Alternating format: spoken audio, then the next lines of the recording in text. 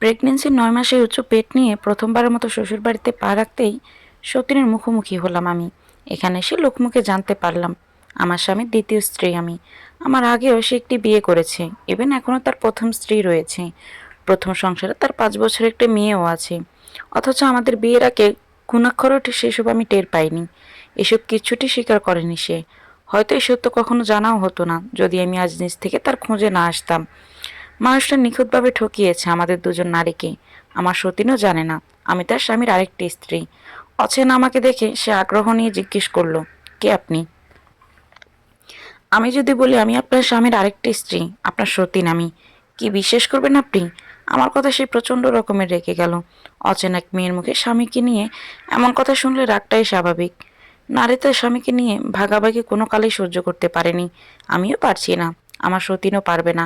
সে আমার দিকে অগ্নি চোখে তাকিয়ে বলল, এই মেয়ে, কিসব ফালতু কথা বলছিস তুই? এক্ষুনি বের হ আমার বাসা থেকে। আমি কোনো ফালতু কথা বলছি না। তার সাথে রিলেশন করে আমার বিয়ে হয়েছিল। আমি শহরের মেয়ে। আমাদের ফ্ল্যাটের পাশেই ছিল তার ফ্ল্যাট। সে ওখানেই চাকরি করত। ফ্ল্যাটে একাই থাকতো। ওখানের সবাই জানতো সে অবিবাহিত। মা বাবা গ্রামে থাকে, এ কথাও তার মুখের বলা।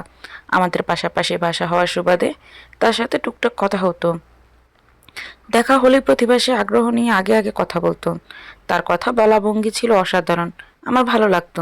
যে কেউ যে কোনো মেয়েই ভালো লাগবে তাকে। দেখতে শুনতে ভালো, শিক্ষিত যুবক। এভাবে কিছুদিন যেতে না যেতেই সে সরাসরি বিয়ের প্রস্তাব দিল আমায়। আমি তখন অমত করলাম। তবে ধীরে ধীরে আমিও বুঝে গেলাম আমি তাকে ভালোবাসতে শুরু করেছি। এরপর আমাদের প্রেম হলো। আমি যেটাকে ভালোবাসা বা প্রেম ভাবতাম, আসলে ওটার নাম ছিল পরকীয়া। গুণাক্ষরেও বুঝতে পারিনি আমি তার চালাকি। সে বুঝতে দেয়নি। প্রেম হওয়ার ৬ মাসের মাথায় সে আমাকে বিয়ে করার জন্য পাগল হয়ে গেল। আমার বাবা নেই, আমরা শুধু দু বোন। আমার বিয়ের ব্যাপারে সে মায়ের সাথে সরাসরি কথা বলল। মা প্রথম প্রথম রাজি হননি, তবুও সে হাল ছাড়েনি। এরপর বিভিন্ন কৌশলে আমার মাকেও রাজি করালো। ছেলে ভালো চাকরি করে, দেখতে শুনতেও ভালো, তাই আমার পরিবার আর অমত করেনি। মা বললেন, তুমি আমার মেয়েকে বিয়ে করতে চাইলে তোমার অভিভাবকদের নিয়ে আসতে হবে, তাদের মতামতেরও প্রয়োজন আছে। এরপর সে তার বাবা মাকে গ্রাম থেকে আসতে বলল। তারাও আমাকে পছন্দ করলেন। এভাবেই বিয়েটা হলো আমাদের। বিয়ের পরপরই তারা গ্রামে চলে গেল। আমরা দুজন শহরে থাকতাম। মাঝে মধ্যে সে ছুটিতে গ্রামে যেত, কিন্তু আমাকে কখনো নিয়ে যেত না। আমি যেতে চাইলে বলতাম, তোমার অনার্স শেষ হলেই একেবারে ধুমধাম করে তুলে নিতে চাইছে আব্বা আম্মা। আমিও মেনে নিলাম। উনি যে কদিন ছুটিতে থাকতো সবসময় ব্যস্ত থাকতো, তখন খুব একটা কথা হতো না আমাদের। হলেও দিনের বেলা টুকটাক হতো। হবেই তো। আজ বুঝলাম সে কারণ। সে গ্রামের কথা বলে চলে যেত তার প্রথম স্ত্রী আর সন্তানের কাছে। তারাও তো এসব জানে না। আর আমিও তো সরল ছিলাম। সে যা বুঝাতো তাই বুঝতাম, কখনো সন্দেহ করতাম না। আর আমার এই সরলতা আজ বিশ্বাসের সুযোগ নিয়ে সে আমাকে নিখুঁতভাবে ঠকিয়েছে। তবুও আমি টের পাইনি। বিয়ে ৬ মাস যেতে আমি বাচ্চা কনসিভ করি। এরপরের দিনগুলো ভালোই যাচ্ছিল। আমার প্রেগনেন্সির ৮ মাস হতেই হঠাৎ সে গ্রামের কথা বলে বাসা থেকে বের হলো। এরপর মানুষটা হঠাৎ একদিন গায়েব হয়ে গেল। আমার সাথে যোগাযোগ বন্ধ, মোবাইল বন্ধ। অসুস্থ শরীরে স্বামীর চিন্তায় আমি শেষ। কি হলো মানুষটার? কোথায় আছি? এই প্রথমবার তার দেওয়া গ্রামের ঠিকানায় গেলাম। আমি আর মা। সেই ঠিকানা ছিল ভুয়া। আসলে সেখানে তাদের কেউ থাকে না। পরে শুনতে পাই আমাদের বিয়েতে যারা তার বাবা মা হয়ে এসেছিল তারা আসলে তার কেউই না। এত এত সত্যের মুখোমুখি হয়ে আমি খুব অসুস্থ হয়ে পড়ি। তবুও শেষটা দেখতে তার খোঁজ করলাম। আমার কাছে তার ভোটার আইডি কার্ডের একটা ফটোকপি ছিল। সেখান থেকে তার আসল ঠিকানা খুঁজে বের করি। খুঁজতে খুঁজতে পেয়েও গেলাম মানুষটাকে। এখানে এসে শুনতে পেলাম আরেকটা সত্য, যা শুনে আমার পায়ের তলা থেকে মাটি সরে গেল। যে মানুষটাকে এতটা বিশ্বাস করলাম, এতটা ভালোবাসলাম, সেই মানুষটা আমাকে এভাবে ঠকালো। কি হবে আমার? কি হবে আমার এই অনাগত সন্তানের? আমি নিজেকে তবুও যথাসম্ভব সামলে নিলাম। সন্তানের ভবিষ্যতের কথা ভেবে হলেও লড়তে হবে আমাকে। আমি একটু শক্ত হয়ে তাকে বললাম, আমি সত্যি বলছি আপা, এটা আমারও স্বামীর ঘর। এখানে আমারও অধিকার রয়েছে। আমার কথা শুনে সে হিতাহিত জ্ঞান হারিয়ে আমাকে একটা থাপ্পড় দিয়ে অকথ্য গালিগালাজ করতে লাগলো। আমাদের কথা শুনে সেখানে উপস্থিত হলো আমার স্বামী মাহিম, তার কোলে তার মেয়ে। মেয়েটা দেখতে খুব মিষ্টি। আমার সতীনের সুন্দরী। কত সুন্দর সুখী পরিবার ছিল তার। সে পরিবার রেখেও আমার জীবনটা নষ্ট করলো। আমার নিজেকে আজ বড় অসহায় লাগছে। মানুষটা আমায় এভাবে ঠকালো। মস্তিষ্ক কেমন শূন্য শূন্য লাগছে আমার। কান্না পাচ্ছে খুব, কিন্তু কাঁদতে পারছি না আমি। আমাকে নিজের বাড়িতে দেখে মাহিমের মাথায় যেন বাজ পড়ল। অবাক হয়ে বলল, তনয়া, তুমি এখানে? হ্যাঁ, আমি। আমি না আসলে তো কখনো জানতেই পারতাম না এসব। তুমি আমায় এভাবে ঠকালে কেন মাহিম? তুমি বিবাহিত, তোমার স্ত্রী সন্তান রয়েছে, এ কথা কেন আমায় বলনি? বউ থাকতে এরপরও কেন বিয়ে করলে আমায়? সত্যি যখন শুনেই ফেলেছ তাহলে আর মিথ্যে বলে লাভ কি? তুমি আমার মোহ ছিলে তনয়া। ওসব আমার স্ত্রীর সাথে মনোমালিন্য হয়েছিল, তাই আমি রাগের বশে বিয়ে করে ফেলি তোমায়। মোহ কেটে গেছে এখন, আর আমি তোমাকে চাই না। তুমি এখানে না আসলেও আমি তোমাকে ডিভোর্স লেটার পাঠিয়ে দিতাম। তুমি এখান থেকে চলে যাও তনয়া। লোক জানাজানি হলে আমার সমস্যা হবে। মেয়ে আছে আমার, তার ভবিষ্যৎ আছে। তুমি পারলে আমায় ক্ষমা করে দিও। গড়গড় করে খুব স্বাভাবিকভাবে কথাগুলো বলল মাহিম, যা শুনে তার প্রতি অগাধ ভালোবাসাটা আর আমার রইল না। আমি অবাক হয়ে শুধু আওড়ালাম, ছি মাহিম, তুমি এতটা নীচ, এভাবে এত জঘন্যভাবে কেন ঠকালে আমায়? আরে, তুমি তোমার মেয়ের ভবিষ্যতের কথা ভাবলে, আমার অনাগত সন্তানের কথা ভাবলে না? আমার পেটে যে রয়েছে সেও তো তোমারই সন্তান। সকল সত্যের মুখোমুখি হয়ে গর্জে উঠল আমার সতীন। বিশ্রী ভাষায় গালিগালাজ করছে আমায়। তার স্বামীর কোনো দোষ নেই, সব দোষ মেয়ে আমার। আমি নাকি ভুলিয়ে বালিয়ে নিজের শরীর দেখিয়ে বিয়ে করেছি তাকে। আমার স্বামী নির্বাক। আমার সতীন তার সামনে থেকেই ঘাট ধাক্কা দিয়ে বের করে দিল আমায়। আমি তবুও নিজের সন্তানের কথা ভেবে ভিক্ষুকের মতো ওদের হাত পায়ে ধরে একটু আশ্রয় চাইলাম, কিন্তু ওরা আমায় এতটুকু আশ্রয় দিল না। ওর বাবা ভাবলো না আমার সন্তানটার কথা, রাস্তায় বের করে দিল আমায়। সাথে আমার স্বামী বলে দিল, সন্তান যেহেতু আমার, তাই দায়িত্ব না হয় আমিই নিলাম, তবে তোমার দায়িত্ব আমি নিতে পারলাম না। আমি আমার প্রথম স্ত্রীকে অসম্ভব ভালোবাসি। অন্তঃসত্ত্বা অবস্থায় যেহেতু ডিভোর্স কিংবা তালাক হয় না, তাই তোমার সন্তান ভূমিষ্ঠ হলেই ডিভোর্স লেটার পাঠিয়ে দেব।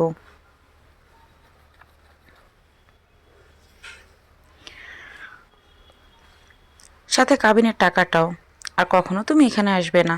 এরপরও ঝামেলা করলে কিছুই করতে পারবে না তুমি। এক্ষুনি চলে যাও তুমি আমার বাড়ি থেকে। আহ, কত সহজেই মানুষটা বলে দিল এসব। আরে, তুই যখন এতটাই ভালোবাসিস তোর বউকে, তাহলে তাকে রেখেও কেন আমায় বিয়ে করলি? কেন এতটা নাটক করলি আমার সাথে? তোর মোহকে প্রাধান্য দিতে নষ্ট করলি আমার জীবনটা। মেয়েদের জীবনটা পুতুলের থেকেও সহজলভ্য মনে করিস তোরা। এত এত অন্যায় করেও এই পুরুষগুলোর মধ্যে সামান্যতম অনুশোচনা নেই। তাদের জীবন নারীর অভাব হয় না, তারা ঠিকই সুখে থাকে। এদের খপ্পরে পড়ে শান্তি সুখ পায় না বোকা নারীগুলো। একটা মানুষকে বিশ্বাস করে, ভালোবেসে। আমার জায়গা হলো শেষমেশ রাস্তায়। কষ্টে বুকটা ফেটে যাচ্ছে, দম বন্ধ হয়ে আসছে আমার। এখনো বিশ্বাস করতে পারছি না আমি মানুষটা এতটা বাজেভাবে ঠকিয়েছে আমায়। আমার মনে হচ্ছে এটা কোনো দুঃস্বপ্ন। ঘুম ভেঙে গেলে সব ঠিক হয়ে যাবে আগের মতো, কিন্তু না, এটা বাস্তব। আর কিছুই ঠিক হবে না আমাদের। হয়তো বাচ্চাটা জন্ম নেওয়ার সাথে সাথেই আমাদের ডিভোর্স হয়ে যাবে।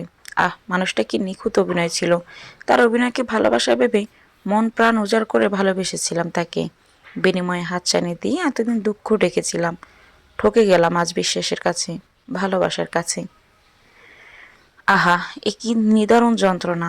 এবার কি হবে আমার? কে দেখবে আমার বাচ্চাটাকে? আমি নিজেকে কিভাবে সামলাবো? বাস স্টেশনে ফুটপাতে নিস্তেজ হয়ে বসে আছি আমি। কতক্ষণ ধরে ভেবে বসে আছি খেয়াল নেই। আচমকা মুশফির এক ভিখারিনীর ডাকে। ভেবেছিলাম টাকা পয়সা চাইতে এসেছে। আগ্রহ দেখালাম না, বরং বিরক্ত হলাম। এই শহরের সব কিছুতে এখন আমার বিরক্তি, এমনকি নিজের প্রতিও। কিন্তু আমাকে অবাক করে দিয়ে বৃদ্ধা বললেন, আমি ভিক্ষা চাইতে আসিনি মা। এই পুরো স্টেশনটাই আমার বাড়ি। রাস্তার ওই পাশটাতেই থাকি আমি। কিন্তু তুমি কে? এই শহরে তো তোমাকে আগে দেখিনি।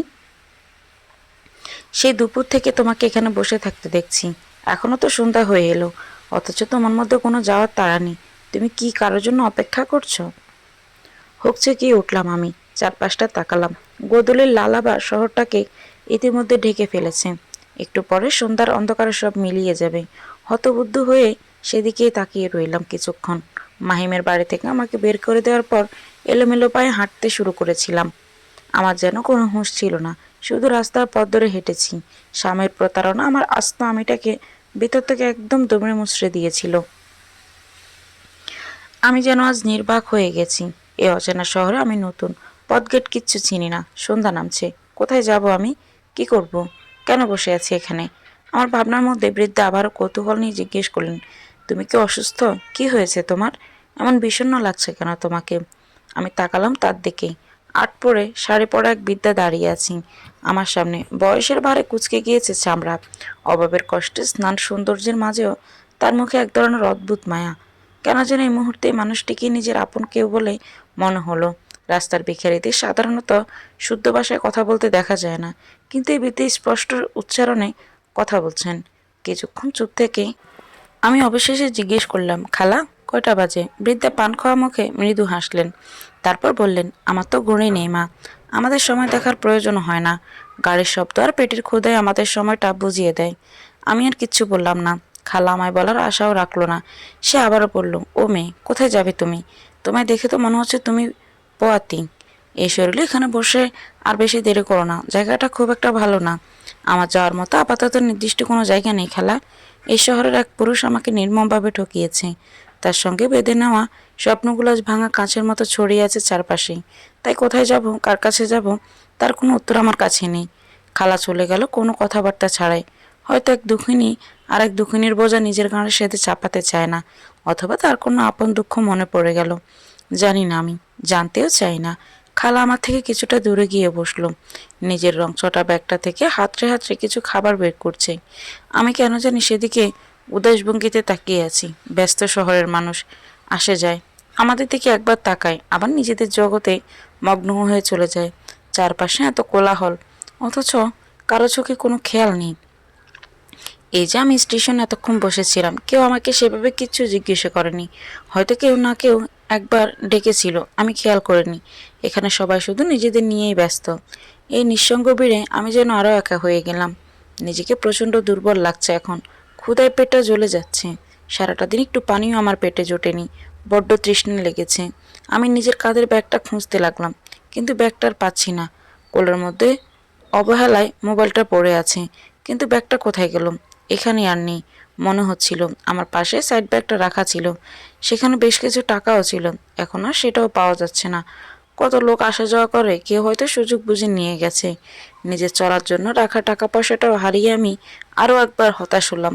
অচেনা শহরে কিভাবে কি করব। আমি আবারও সব ভুলে ভিখারিনীর খালার শুকনো রুটি আর পানির দিকে তাকিয়ে আছি। খালা কি বুঝলো কিছু। হঠাৎ করে নিজের ভাগের খাবারটুকু আমার দিকে এগিয়ে দিয়ে বলল, ও মেয়ে, তোমার ভিখারিনী খালার এই খাবার তুমি খাবে? খেতে পারবে এই খাবার? খেলে নাও।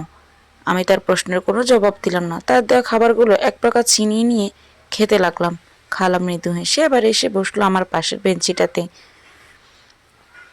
আমার সেদিকে হুঁশ নেই। খালা খেলো কিনা জিজ্ঞাসা করলাম না, বরং তার দেওয়া শুকনো রুটি পানি দিয়ে ভিজিয়ে সবটুকু খেয়েই ফেললাম। ক্ষুধার মাঝে এই খাবারটাই এত অমৃত মনে হলো আমার কাছে। এত মজার খাবার বোধহয় আমি আর কখনো খাইনি। এতটুকু পেটে পড়তে নিজেকে একটু শান্ত অনুভব করলাম। আচমকাই খালার কথা মনে পড়ল। এই অসহায় মানুষটার সবটুকু খাবার আমি খেয়ে ফেললাম। উনি সারাদিন খেলো কিনা জিজ্ঞাসাও তো করলাম না। ছি, আমি লজ্জায় পড়ে গেলাম। নিজের হাতেও টাকা নেই যে তাকে কিছু টাকা ধরিয়ে দেব। আমি অনুতপ্ত চোখে আশেপাশে তাকিয়ে খালাকে খুঁজলাম। বললাম, আপনি কি খেয়েছিলেন খালা? আমার ক্ষুধা নেই মা, ক্ষুধার যাতনা সহ্য করবার ক্ষমতা আমার আছে। খালা আমাকে কিছু বলতে না দিয়ে ওখান থেকে চলে গেল ব্যস্ত ভঙ্গিতে। আমি কিয়ৎক্ষণ কিছু সেদিকে মুগ্ধ চোখে তাকিয়ে রইলাম। বুকের ভেতরের ভারী দীর্ঘশ্বাস ছেড়ে বললাম, একজন বেখারিও আমার দুঃখ বুঝলো, বুকের তীব্র দহন অনুভব করলো। অথচ তুমি, যাকে আমি এতটা আপন ভেবেছি, এতটা কাছে রেখেছি, সে তুমি আমাকে বুঝলে না। আমার ভাঙা মনের শব্দগুলো তোমার কাছে নিস্তব্ধই রইল। আমি আর তাকে নিয়ে ভাবতে পারলাম না। হাতে সময় নেই খুব একটা, তবে তার এই ক্ষণের ভাগিদার রয়ে গেলাম আমি। এই শহর থেকে আমি আজ আমার নিজের শহরে গেলাম না। যে মানুষটাকে আমার সাথে এত বড় প্রতারণা করলো, তার শেষ দেখেই ফিরবো আমি। না না, তার প্রতি আমার আর কোনো টান নেই, ভালোবাসাও নেই, রয়েছে ঘৃণা আর ঘৃণা। আমি নিজেকে সামলে উঠে দাঁড়ালাম। ফোনটা হাতে নিলাম। এতক্ষণ ফোন বন্ধ অবস্থাতেই পড়েছিল। আমি ফোন অন করলাম। মা জানে না আমি এখানে এসেছি। ওদের কাউকে কিছু না বলে আমি এখানে এসেছিলাম তার খোঁজে। আমার মা বোন নিশ্চয়ই এতক্ষণে আমায় চিনতে অস্থির হয়ে আছেন। এমনিতে অসুস্থ শরীর নিয়ে ওরা আমায় ছাড়তো না। এসব ভাবনার মাঝে কল দিলাম মাকে, কিন্তু ফোন ধরল আমার ছোট বোন তন্নি। আমাকে কিছু বলতে না দিয়ে সে কেঁদে ফেললো। বলল ভাঙা কণ্ঠে, তুই কোথায় আছিস আপু? তোর ফোন বন্ধ ছিল কেন? কি হয়েছে তোর? আমাদের কাউকে কিছু না বলে তুই হঠাৎ কোথাও উদয় হলি? ভাইয়ের খোঁজ পেয়েছিস বুঝি? পেয়েছি। এ কি আপু, তোর কণ্ঠ এমন লাগছে কেন? ঠিক আছিস তুই? কি হয়েছে? আমি মৃদু হাসলাম। বোনটা আমাকে না দেখেই ওর আপুর গলার স্বর শুনে ধরে ফেলেছেন। আমি ঠিক নেই। আমি নিজেকে যথাযথ সামলিয়ে বললাম, আমি ঠিক আছি। মা কোথায়? মায়ের কাছে ফোনটা দে। তন্নি চেঁচিয়ে উঠল। মাকে ডাকলো অনবরত। মা যেন আমার কলের অপেক্ষাতেই ছিলেন। টেনশনে এতক্ষণে প্রেশার বাড়িয়ে ফেলেছেন। তন্নির থেকে ফোন নিয়ে মা কথাবার্তা ছাড়াই কেঁদে উঠলেন। এরপর ভাঙা ভাঙা কণ্ঠে বললেন, তনু, তুই কোথায় আছিস? তুই ঠিক আছিস? মা, মাহিমকে খুঁজে পেয়েছি। কি বলিস? জামাই কেমন আছে? কি হয়েছিল ওর? হঠাৎ জামাই আমাদের সঙ্গে এরকম করলো কেন? ও ঠিক আছে? কিছু ঠিক নেই মা, কিছুই ঠিক নেই। আমি আর নিজেকে মায়ের কাছে সামলাতে পারলাম না। কেঁদে ফেললাম অসহায় কণ্ঠে। মা অস্থির হলো, জানতে চাইল কি হয়েছে। কি হয়েছে? কাঁদছিস কেন? আমি এবার মাকে ভেঙে চুরে সবটা বললাম। সবটা শুনে আমার মা ছিল বাক্যহারা। এরপর আচমকা বুকবার আক্ষেপ নিয়ে শুধালো, স্বামী ছাড়ে পৃথিবীতে বিধবা হয়ে বেঁচে থাকা আমাদের জন্য বড্ড কঠিন রে মা। আর যদি তোদের বাবা বেঁচে থাকতো, মাথার উপর তোদের বড় একটা বায়ের ছায়া থাকতো, আমাদের আর ঠকতে হতো না। ওরা ঠিকই বিয়ের সময় ছেলের বাড়ি করার খোঁজ খবর নিত। আমরা আবারও হেরে গেলাম বিশ্বাসের কাছে, মানুষের প্রতারণার কাছে। আমাদের অসহায়ত্বের সুযোগ নিয়ে ওরা আমাদের ঠকালো, নষ্ট করলো আমার ফুলের মতো মেয়েটার জীবনটা। হায় আফসোস, আমি কেন একটিবার নিজে গিয়ে ছেলেটার খোঁজ খবর নিলাম না? কেন ওর মধুর মধুর কথাতে গলে গেলাম? আহারে, তোর এই দুঃখ আমি কিভাবে গোছাবো? মা কাঁদছে, তন্নিও কাঁদছে, কিন্তু আমার কান্না থেমে গেছে। কাঁদতে ইচ্ছে করে না আর। আমি যেন হৃদয়হীনা হয়ে উঠেছি। এই পৃথিবীতে আরও একবার মনে করিয়ে দিল, আমার বাবা নেই, আমার ভাই নেই। আমি আবারও বিরক্তিকর শ্বাস টানলাম। মাকে বললাম, আমাকে বিকাশে কিছু টাকা পাঠিয়ে দাও তো। চলার মতো টাকা নেই, ব্যাগটাও হারিয়ে গেছে। মা আশ্বাস দিল আমায়। পরবর্তীতে কি করব জানতে চাইল। আমি জানালাম সবটা। মাও মেনে নিল বিনা বাক্যে, শুধু বলল, আমিও আসতেছি, সাবধানে থাকিস মা। আমি কিছু বললাম না। কল কেটে দিয়ে স্টেশন থেকে বাইরে বের হলাম। এই পৃথিবী আমার জন্য এখন বড্ড কঠিন হয়ে দাঁড়িয়েছে। এই অচেনা শহরেও আমি হাল ছাড়লাম না। নিজেকে সামলে নিলাম, মনে জোর রাখলাম। ওখান থেকে মানুষজনের ভেতরে এগোলাম। মা বিকাশে টাকা পাঠিয়েছে। আমি কিছু টাকা তুলে হাতে নিলাম। অচেনা আমাকে বেশ কয়েক ঘন্টা ধরে এখানে দেখেই যাচ্ছিল লোকজন। তারা কৌতূহল হয়ে এবার জানতে চাইল, কে আপনি? আমি আর চুপ করে থাকলাম না। মানুষজনকে শুনিয়ে শুনিয়ে বললাম, আমি মাহিমের দ্বিতীয় স্ত্রী। ও আমাকে ঠকিয়েছে। আমি আজ সব কিছু জানলাম। ওর অন্তঃসত্ত্বা অবস্থায় আমাকে বাড়ি থেকে বের করে দিয়েছে। মুহূর্তেই পরিবেশ বদলে গেল। লোকজনের কানাকানি শুরু হলো। আমাকে কিছু লোক ঘিরে ধরলো। ওদের আগ্রহ দেখে বুঝলাম গ্রামের ভালো মানুষের মুখোশ পরে ঘুরছে এই লোক। আমি আর নিজেকে দমিয়ে রাখলাম না। সবার সামনে টেনে হিঁচড়ে খুলে দেব ওর মুখোশ। মানুষ জানুক, এই শহরে একটা নিকৃষ্ট জীব রয়েছে, যে দুজন নারীকে নিখুঁতভাবে ঠকিয়েছে। না না, এরপর আমি আর তার সঙ্গে সংসার করতে চাচ্ছি না। শুধু আয়োজন করে আমি একটা পশুকে সমাজ থেকে চিহ্নিত করব। আমি আমার প্রাপ্ত অধিকার বুঝে নেব। এসবে আর তাকে এতটুকুও ছাড় দেওয়া হবে না। আমাকে দুঃখের মাঝে রেখে তুমি শুধু সুখটাই বেছে নেবে? হুম, তা তো হচ্ছে না। একটুতে হেনস্থা তুমি হও। এই সমাজের মেয়েরা আমাকে দেখুক, শিখুক নির্মম বাস্তবতাকে। আমায় নিয়ে আজ সন্ধ্যায় সালিশ বসেছে। এখানকার স্থানীয়রা এলাকার চেয়ারম্যানকে খবর দিয়েছে। আমি এখন বসে আছি চেয়ারম্যানের ক্লাবে। আমাকে ঘিরে অনেক লোক দাঁড়িয়ে আছে। তাদের মাঝখানেই আমি। অন্য এক পাশে মাহিমও তার প্রথম স্ত্রী কন্যা। ওরা দুজনে আমার দিকে বিরাস মুখে তাকিয়ে আছে। মাহিম একটু পরপর আমার দিকে রক্তিম চোখে তাকাচ্ছে। ওরা হয়তো ভাবতেই পারেনি আমি এমন কিছু করব। আমি নীরবে হাসলাম। সব কিছু কি এতই সহজ? এক চুলও ছাড় দিব না আমি। তুমি শুধু নারীর ভালোবাসাটাই দেখেছো মাহিম, তার মুখ ফিরিয়ে নেওয়ার তো দেখোনি। আমি তার সঙ্গে পরিচয় করিয়ে দেব তোমাকে। এর মধ্যে চেয়ারম্যান সাহেব অচেনা আমাকে কিছুক্ষণ আগাগোড়া পর্যবেক্ষণ শুধালেন। এই মেয়ে, কে তুমি? কি চাও? আমি মাহিমের দ্বিতীয় স্ত্রী। আমি মাহিমের শাস্তি চাই। আচমকা পরিস্থিতি, সবাই কেমন কেমন করে তাকালো আমার দিকে। স্ত্রী হয়ে স্বামীর শাস্তি চাওয়া হয়তো অদ্ভুত শোনালো তাদের কাছে।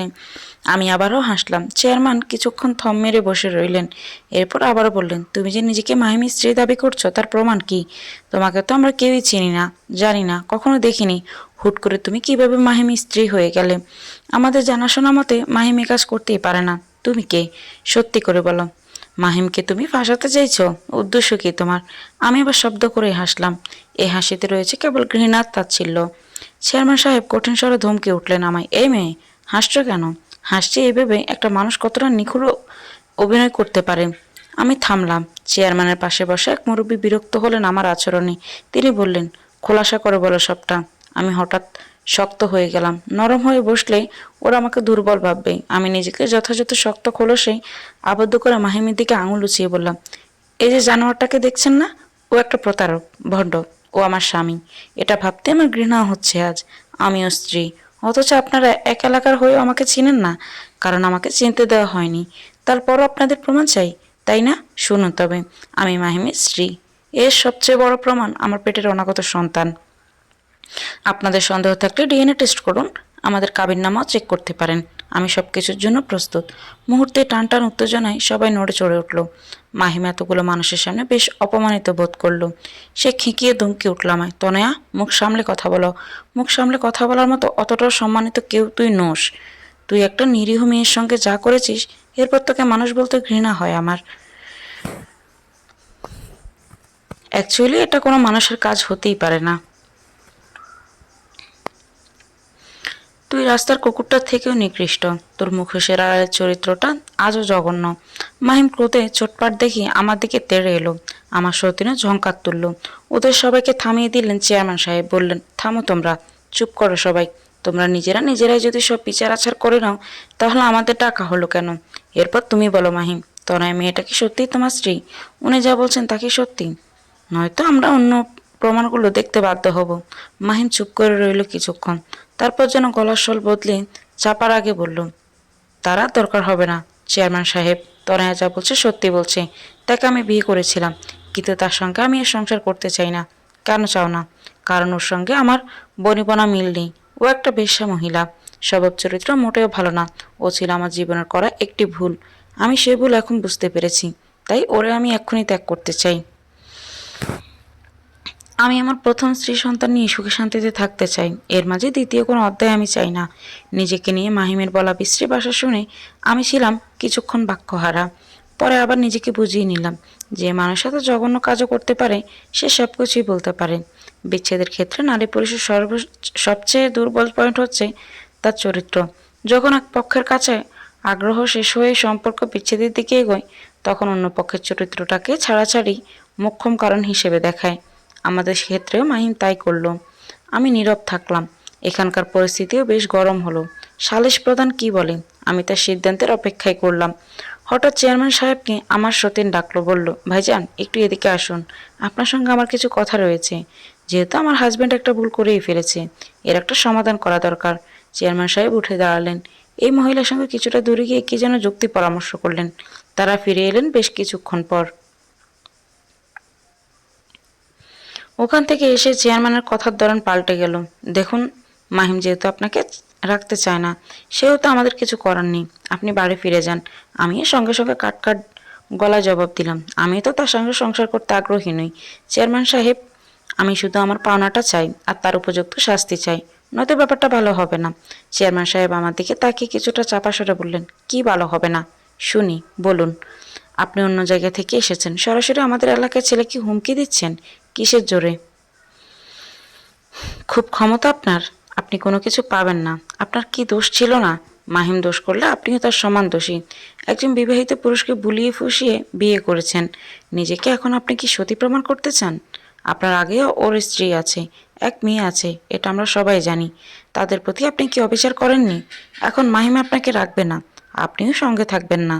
এর একটাই সমাধান, আপনি সসম্মানে এখান থেকে চলে যান। এর মধ্যেই ডিভোর্স লেটার পাঠিয়ে দেওয়া হবে। এখন বেশি বাড়াবাড়ি করলে ব্যাপারটা ভালো হবে না। চেয়ারম্যান সাহেব আমাকে যেন নীরবে হুমকি দিলেন। আমি আশ্চর্য হয়ে সেদিকে তাকিয়ে রইলাম। মনে মনে সত্যি কিছুটা ভয় হচ্ছিল আমার। যত যাই হোক, অচেনা শহরে আমি একা দাঁড়িয়ে। আমার পরিচিত কিংবা আপনজন পাশে কেউ নেই যে আমি সেই জোরে কথা বলবো। তবুও মনের জোরে কিছু বলতে চাচ্ছিলাম আমি। তখন ওখানকার একজন বৃদ্ধ লোক আমাকে চোখের ইশারায় থামতে বললেন। তিনি এখানকার মেম্বার। লোকটিকে বেশ সৎ মনে হলো। জগতে সবাই খারাপ হয় না, কত শত খারাপের ভিড়েও কিছু ভালো লোক সব জায়গায় থাকে। এই লোকটাই আমাকে এক ফাঁকে সংকেত দিলেন, চেয়ারম্যান সাহেব মাহিমদের আত্মীয়। তুমি তার কাছে সঠিক বিচার পাইবা না মা। এখান থেকে তুমি বুদ্ধি করে চলে যাও, আর থানায় যেও। আমি সেই ইশারা বুঝতে সক্ষম হয়ে চুপ রইলাম। ভয় পাওয়ার নাটকটাও করলাম। পরে সিদ্ধান্ত হলো আমি এখান থেকে সোজা বাসায় চলে যাব। আমিও মেনে নিলাম তাদের কথা। মাহিম ও তার স্ত্রী অনেকক্ষণ পর বিজয়ের হাসি হাসলো। আমিও তার সরু চোখে দেখে নিলাম। ওদের উদ্দেশ্যে কেবল বললাম, আমায় ঠকিয়ে আপনারা আজ হাসছেন? বিশ্বাস করুন, আপনাদের হাসিটা দীর্ঘস্থায়ী হয়ে রইবে না। কারণ আপনাদের রব আমারও, আর রব তার কোনো বান্দাকেই ঠকায় না। দেখবেন আপনাদের এই সুখ অচিরেই দুঃখে পরিণত হবে। আপনাদের দেওয়া যন্ত্রণাগুলো যে আমার রুহ অব্দি পৌঁছে গেছে। আমার রুহের হায় আপনাদের ভালো থাকতে দেবে না, কখনোই না। আমি আর ওখানে দাঁড়ালাম না, ওদের প্রত্যুত্তর করার সুযোগও দিলাম না। ক্লাব থেকে বেরিয়ে এলাম।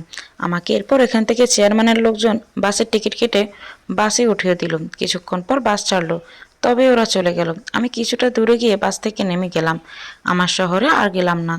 একজন রিক্সাওয়ালা মামার সাহায্যে আমি ওখানকার থানায় গেলাম। গোপনে মাহিমদের নামে কেস করলাম। আজ রাতটাতেই আমার আর কোথাও যাওয়ার হলো না, সারা রাত থানায় থাকতে হলো।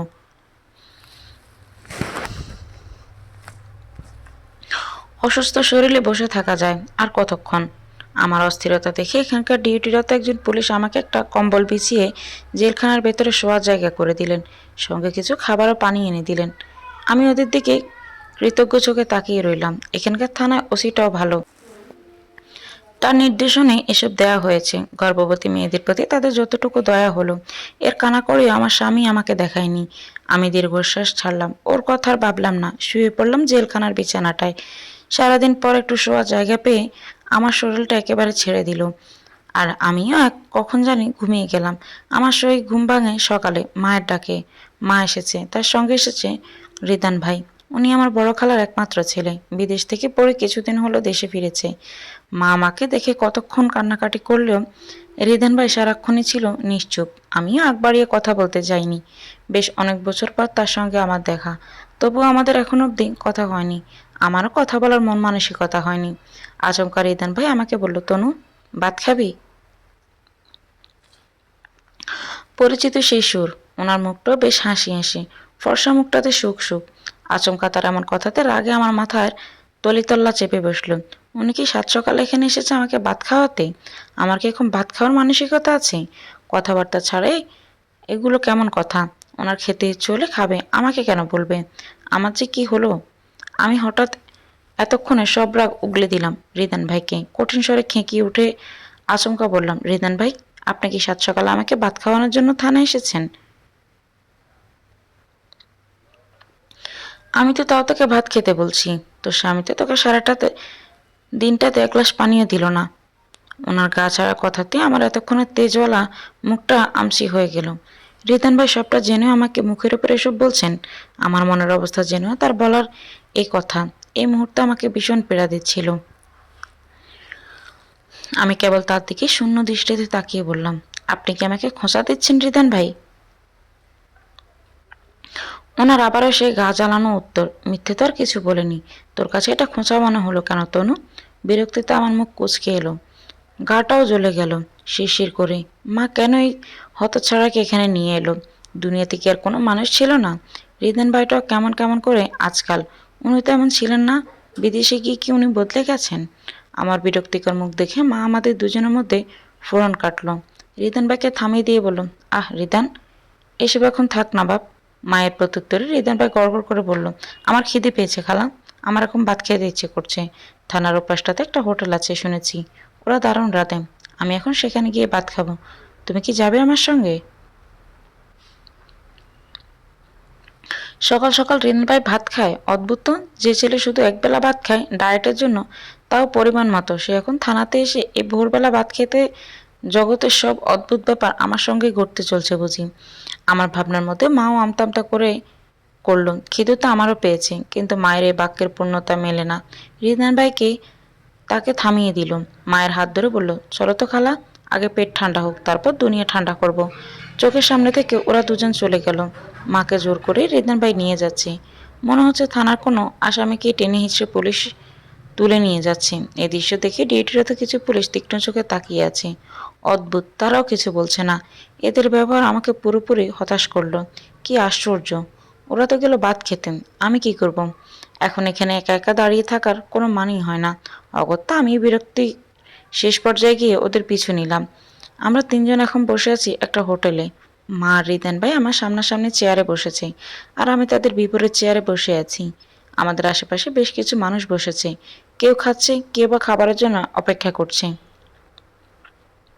কেউ বা প্রিয়জনদের সঙ্গে আলাপ করছে। কিন্তু আমরা তিনজনই এখন চুপচাপ।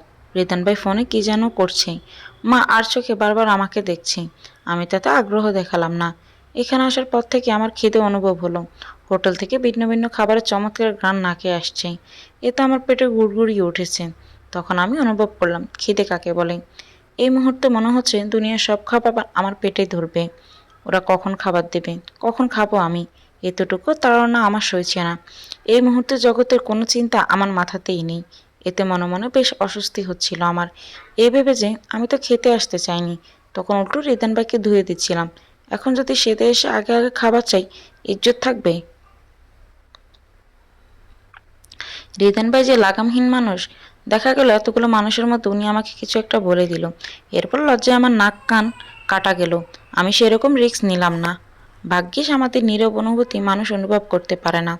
আমার ভাবনার মাঝে হোটেল বয় এসে খাবার দিয়ে গেল। রিদান ভাই অর্ডার করেছে সাদা ভাত, বেশ কয়েক পদের ঝাল ঝাল ভর্তা আর দেশি মুরগির ভুনা। সবগুলোই আমার খুব প্রিয়। খাবার সামনে আসার পরে আমি খাওয়া শুরু করেছি। বেশ কয়েক বেলা পর ভাত পেয়ে বেশ তৃপ্তি নিয়ে আমি খাচ্ছি। আমার খাওয়ার মধ্যে আচমকা রিদান ভাই মিহিসরে শুধালো, মামলা করেছিস? রিদান ভাইয়ের কণ্ঠে খানিকটা উদ্বেগ, কিন্তু আমার কণ্ঠে গাঢ় দৃঢ়তা। আমি দৃঢ় কণ্ঠে জবাব দিলাম, হ্যাঁ। কি কি বিষয় করলি? ওনার ফের প্রশ্নে আমি তৎক্ষণাৎ জবাব দিলাম না, বরং লেগ পিসটাতে একটা কামড় দিয়ে মজা করে খেলাম। এরপর একটু পানি খেয়ে পরিষ্কার গলায় বললাম, প্রথমে দ্বৈত বিবাহ মামলা করেছি। তিনি আমাকে না জানিয়ে আমাকে দ্বিতীয় বিয়ে করেছেন। এটা আমার এবং আমার সন্তানের অধিকার নিয়ে খেলা। আইন দ্বারা দণ্ডবিধি 1860-এর ধারা 494 শাস্তি, সর্বোচ্চ 7 বছরের কারাদণ্ড, জরিমানা। মা আমার কথাতে বেশ চমকালো। উনি খাওয়ার হাত থামিয়ে দিলেন। এবার বেশ আগ্রহ নিয়ে জানতে চাইল, বলিস কি? তাহলে আর কি কি করলি? আমি ঠোঁটেলিয়ে হাসলাম, বললাম, নারী নির্যাতন, তনয়ের মামলা করেছি। গর্ভাবস্থা আমাকে শারীরিক ও মানসিক নির্যাতন করা হয়েছে। আইন দ্বারা নারী ও শিশু নির্যাতন দমন আইন 2000-এর ধারা 3, 4, 5 শাস্তি, ধারা 3 অঙ্গহানি বা বিকৃতি ঘটালে মৃত্যুদণ্ড বা যাবজ্জীবন কারাদণ্ড এবং জরিমানা, ধারা যৌনতা নির্যাতনের জন্য যাবজ্জীবন কারাদণ্ড এবং জরিমানা, ধারা 5 অপহরণের বা পাচারের জন্য মৃত্যুদণ্ড বা যাবজ্জীবন কারাদণ্ড। মা সরু চোখে আমাকে দেখলো, আবারও বলল, আরো কিছু? হ্যাঁ, বলতো শুনি। আমি বেশ আগ্রহ নিয়ে মা আর রিদান ভাইকে উদ্দেশ্য করে বললাম, হ্যাঁ, আমি ভরণ পোষণ মামলা করেছি। আমি এবং আমার সন্তানের জন্য অর্থের ব্যবস্থা করতে হবে। আইনি ধারা মুসলিম পারিবারিক আইন 1961 ধারা 3, 4 শাস্তি, স্ত্রীর অনুমতি ছাড়া দ্বিতীয় বিয়ে করা শাস্তিযোগ্য অপরাধ। স্ত্রী এবং সন্তানের ভরণ পোষণ নিশ্চিত করা স্বামীর বাধ্যবাধকতা। এ পর্যন্ত শুনে রিদান ভাই বলল বেশ গম্ভীর কণ্ঠে, এটাই তো তোর অধিকার, আর কিছু? আমি বললাম, ওনার নামে আমি প্রতারণার মামলাও করেছি। আমাকে ধোকা দিয়ে প্রথম স্ত্রীকে না জানিয়ে আমাকে বিয়ে করেছেন। আইনি দ্বারা দণ্ডবিধি 1860-এর ধারা 420 শাস্তি, সর্বোচ্চ 7 বছরের কারাদণ্ড এবং জরিমানা। মা বিস্মিত হলেন আমার হাবভাব দেখে। স্বামীর ক্ষেত্রে আমি এতটা কঠোর হতে পারবো মা হয়তো ভাবতেই পারেনি। এই তো 2 দিন আগেও আমি তার জন্য অজরে কেঁদেছিলাম, স্বামীর টেনশনে মরে যাচ্ছিলাম। এসব ভাবলেই আজ হাসি পায়, তার ছেলের হাসিতে দুনিয়া ভরে যায়। আমি মুচকি মুচকি হাসলাম, চুপ রইলাম বেশ কিছুক্ষণ। যা দেখে মা অধৈর্য হয়ে আমাকে তাড়া দিলেন, শেষে আর কিছু বলবি? আরও আছে নাকি? আরও একটা আছে। কি? কোন বিষয়ে? সম্পত্তি দাবির মামলাও আমি এর সঙ্গে করেছি। আমার অনাগত সন্তানের ভবিষ্যৎ সুরক্ষিত রাখতে চাই। আইনি দ্বারা সিভিল মামলা, সম্পত্তি দাবির ক্ষেত্রে শাস্তি, সন্তানের অধিকার অনুযায়ী সম্পত্তি বন্টনের আদেশ। সবটা শুনে মা জিজ্ঞেস করলেন, মামলা মোট হলো কটা? আমি পৈশাচিক হাসি দিয়ে বললাম, 5টা। আচমকা রিদান ভাই আমাকে বাহবা দিয়ে বললেন, বাহ, তো সাহস তো দেখছি অনেক বড় হয়েছে তনু। আমিও তাকে ভাব দেখিয়ে বললাম, জানি আমি, এটা আমার লড়াই, আমার অধিকার। রিতেন ভাই আর কিছু বললেন না, নিজের খাওয়ায় মনোযোগ দিলেন। মাও আর কথা বাড়ালেন না, তার চোখ মুখে লেপ্টে আছে উৎফুল্লতা। আমিও ওদের নিয়ে আর ভাবলাম না। আমি এখন ভাবছি আমার ভবিষ্যতের কথা, আমার অনাগত সন্তানের কথা, আমার অধিকারের কথা। আবার পৈশাচিক হেসে ভাবছি, ওরা যখন মামলার নোটিশগুলো পাবে ওদের প্রতিক্রিয়া কেমন হবে? আমাকে হুমকি দেবে নাকি আবারও মাহিম সব মিটমাট করতে আসবে? কিন্তু আমি তো তাকে মন থেকেই কবর দিয়েছি। এখানে মাহিমের কোনো স্থান নেই, কোনো জায়গা নেই। ও কেবল আমার কাছে একজন অপরাধী। আমার দেহ প্রাণ থাকা অবধি আমি লড়ব। নারীকে যারা দুর্বল ভেবে বসে আছে তাদের আমি আমার সাহসিকতা দেখিয়ে দেব। হাজার হাজার ঠকে যাওয়া নারীকে শেখাবো অধিকার রক্ষার লড়াই।